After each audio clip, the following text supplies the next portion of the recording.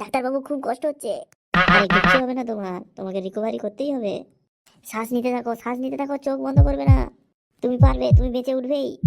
তোমাকে পারতেই হবে। ডাক্তারবাবু আর পারছি না। দাঁড়াও, আমি এক্ষুনি আসছি, একটা ওষুধ নিয়ে আসছি। নার্স, নার্স কোথায় গেলে? হ্যাঁ ডাক্তারবাবু বলুন। এই একটু লক্ষ্য রাখো, আমি এক্ষুনি আনছি একটা ওষুধ।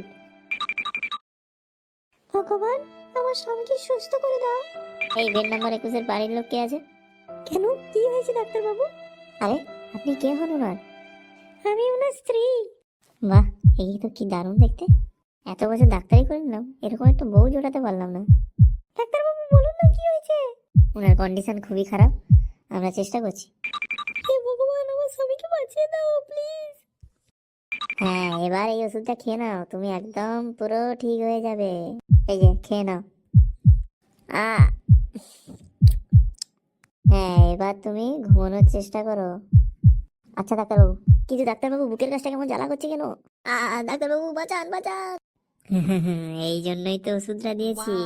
আ এই এই বেঁচে আছো নাকি? ডাক্তারবাবু উনি কি মারা গেলেন? হ্যাঁ হ্যাঁ, উনি ওই ওষুধটা সহ্য করতে পারেনি, ওনার কন্ডিশনটা এতটাই খারাপ ছিল।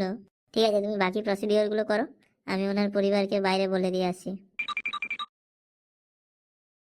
ডাক্তারবাবু কি হয়েছে, আপনি যে বেরিয়ে এলেন আবার? আমার স্বামী ভালো আছে তো? একটা কথা বলবো, আপনাকে না দারুণ দেখতে। আমাকে কি আপনি বিয়ে করবেন? কি? আপনি কি করে বলতে পারেন এরকম কথা?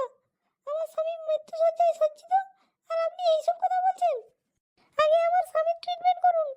আপনি কি করে ভাবলেন আমার স্বামী থাকতে থাকতে আপনাকে আমি বিয়ে করব? আরে আপনার স্বামী থাকতে থাকতে না, উনি ছিলেন, এখন আর নেই।